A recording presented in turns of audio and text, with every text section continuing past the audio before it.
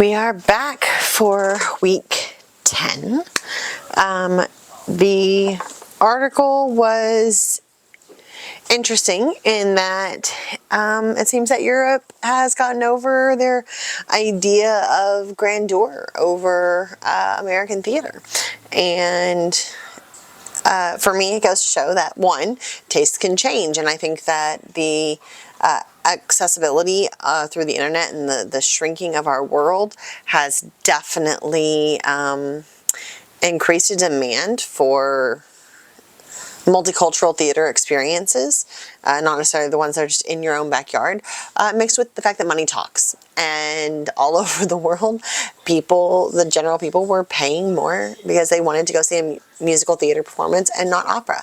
So there are still people who obviously love opera and that's what they want to go do, but you know, it seems to not be what the majority of people are wanting. I like that the performers are interested in doing both. The article also shows us that Germany seems to be kind of in the forefront in Europe of wanting to have this blend and trying to facilitate things to create the ability for this blend.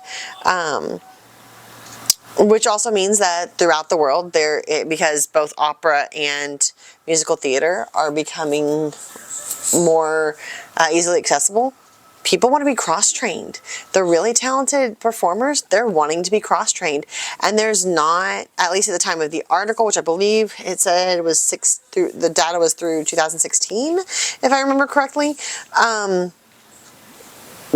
At that time, only Oklahoma City University and Penn State had a program where you could get dual work, both in operatic and musical theater performance.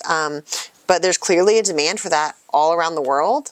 And depending on how rural or city someone is, that's, you know, where they have access or not access.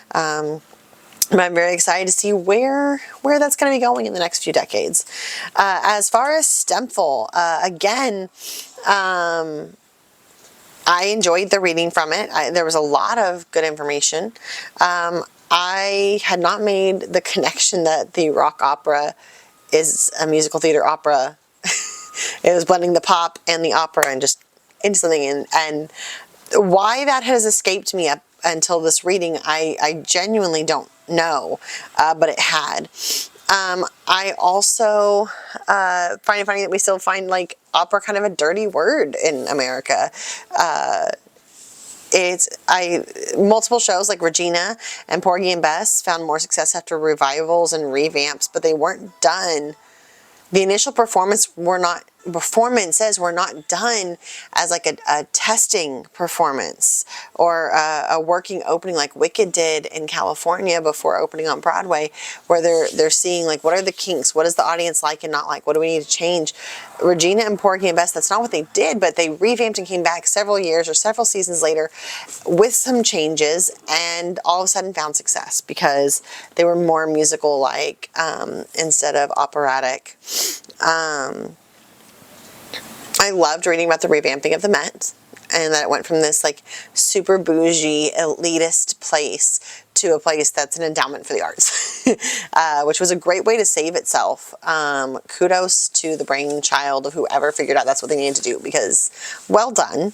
I enjoyed that Hammerstein returned to his grandfather's roots in doing Carmen Jones, and that it opened the door for other people to do something similar and to continue in this process.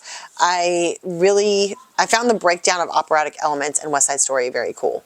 It's a show I've enjoyed for as long as I can. Since the first time I saw it, I've just always enjoyed it. Great inside jokes with students about West Side Story. But I wouldn't have put that it was more in the operatic category before this reading. So the fact that it has the inversion of the notes and the three notes, and then the heavy emphasis on the ballet and the songs really bringing through, that was just really like cool. I mean, for lack of a better word. And I'm also really glad that you know, having the powerhouse collaborators that it did to create it, that Sondheim's really getting his feet wet for this. And I knew Sondheim was West Side Story. I didn't know the others, Bernstein, and I'm blanking on the other names, and I don't have this book right in front of me. That was so cool, and I love that because of its success, because it brought those pop elements of having the bluesy jazz and the Latin and there's all the different styles for like Be Cool and the mambo dance and in America, and like bringing all the cultural pieces together. I love that because of that, because it was this pop opera musical thing, we were able to get shows like The Phantom of the Opera and Les Miserables, which are two of my favorites. Phantom being my favorite and Les Mis being a close second. Like, we wouldn't have shows like that. We wouldn't have shows like Wicked, which is one of my those are my top threes. We wouldn't have these shows if we didn't have this whole trend moving forward after Rodgers and Hammerstein and after World War II and into this movement. So just a lot of really cool seeing the dots start connecting better than I could before. So that was week 10.